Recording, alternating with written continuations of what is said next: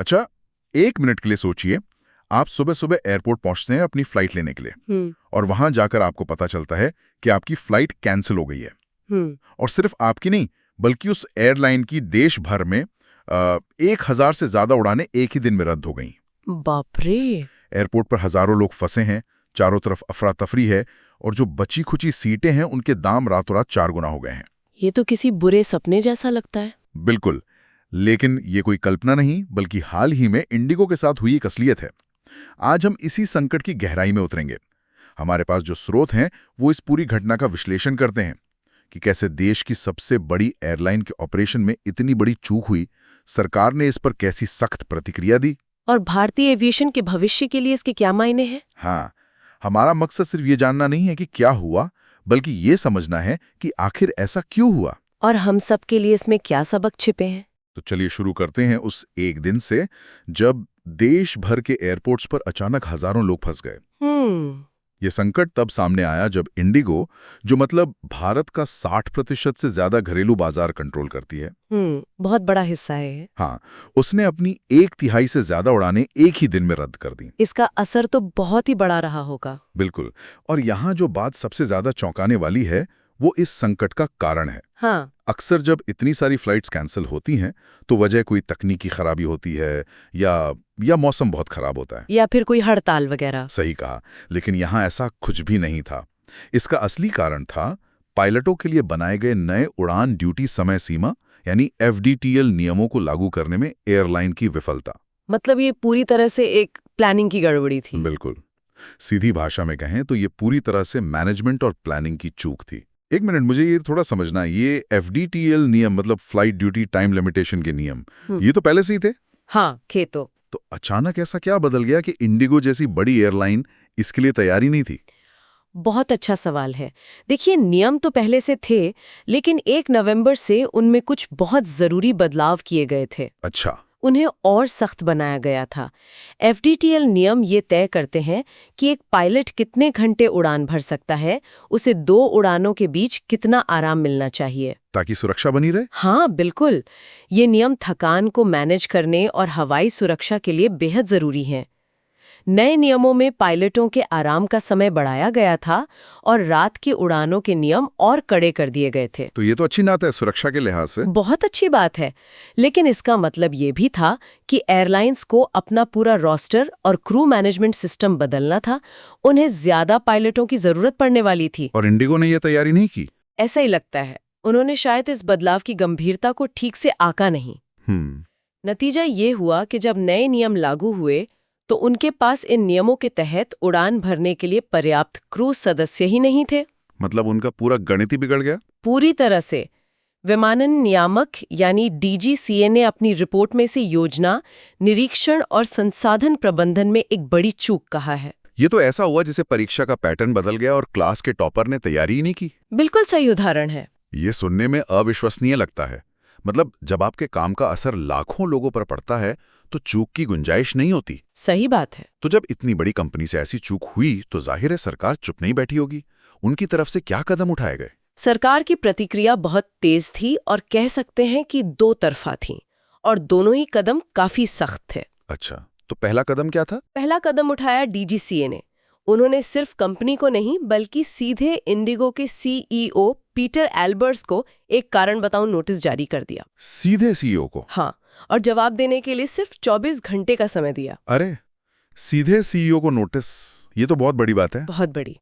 आमतौर पर तो ऐसे मामलों में ऑपरेशनल टीम से बात होती है। क्या इसका मतलब यह है कि सरकार इसे सीधे सीधे लीडरशिप की नाकामी मान रही थी? आपने बिल्कुल सही पकड़ा। ये एक असाधारण कदम था।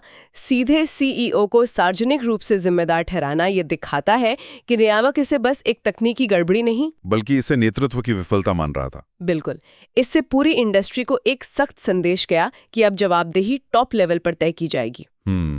नोटिस की भाषा भी बहुत कड़ी थी। उसमें साफ लिखा था कि CEO एक भरोसेमंद ऑपरेशन चलाने के लिए समय पर इंतजाम करने के अपने कर्तव्य में विफल रहे। वाह, ये तो सच में एक बड़ा कदम था।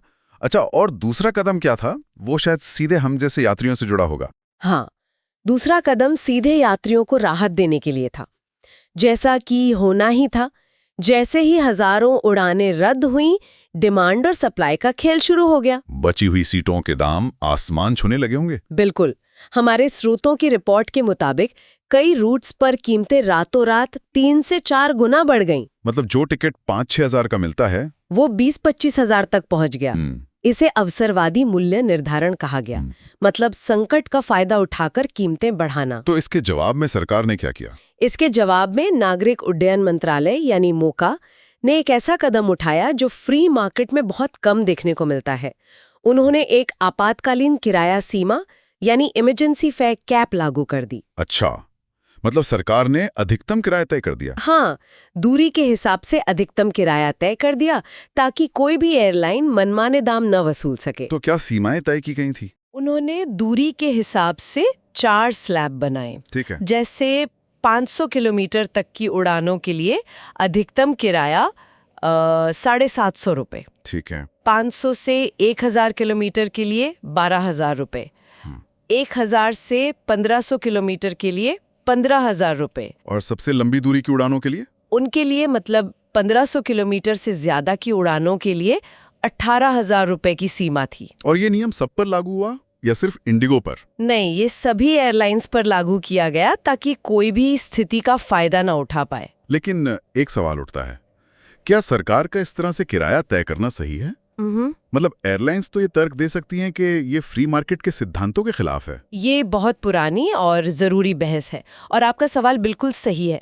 सामान्य परिस्थितियों में सरकारें कीमतों को कंट्रोल करने से बचती हैं, लेकिन यहाँ स्थिति सामान्य नहीं थी, है ना? हाँ, ये तो एक संकट की स्थिति थी। बिल्कुल। ये एक असाधारण संकट था जो एक कंपनी की विफलता से पैदा हुआ था।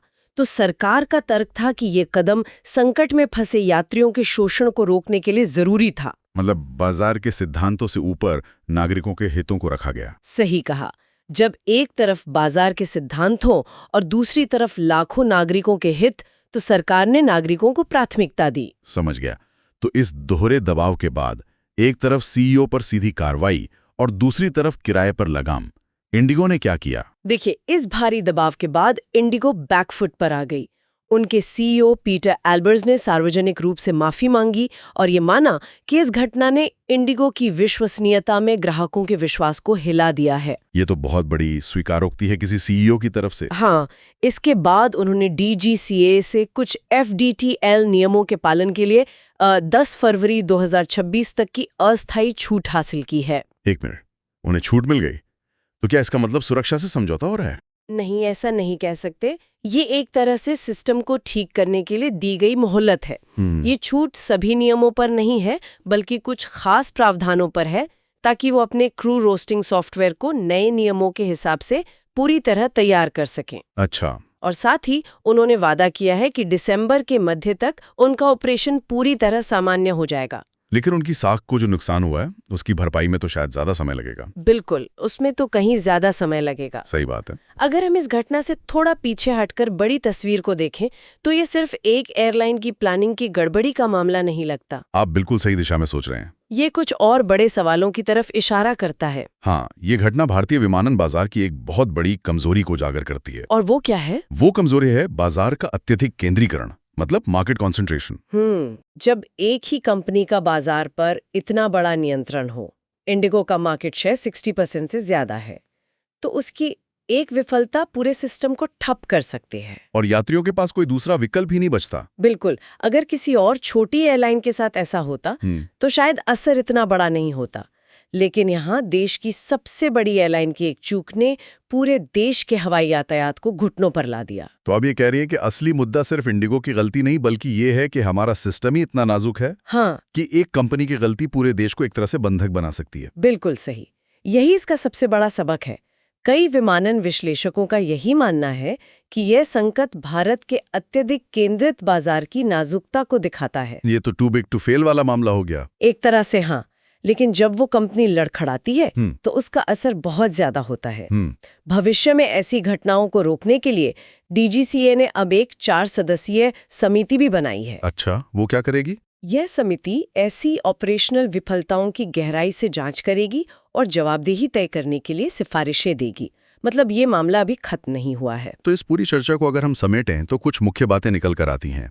पहली, एक बहुत बड़ी कंपनी की एक ऐसी प्लानिंग की भूल जो टाली जा सकती थी, लेकिन उसकी वजह से पूरा देश परेशान हुआ। दूसरी, सरकार की तरफ से एक बहुत ही सख्त, तेज और दोहरी प्रतिक्रिया, जिसमें सीईओ की व्यक्तिगत जवाबदेही तय की गई और यात्रियों को बचाने के लिए बाजार में सीधा दखल देकर किराए की सीमा भी तय की गई, जो एक असाधारण कदम था। और तीसरी और शायद सबसे महत्वपूर्ण बात, ये भारत के एविएशन सेक्टर के लिए एक बड़ी चेतावनी है।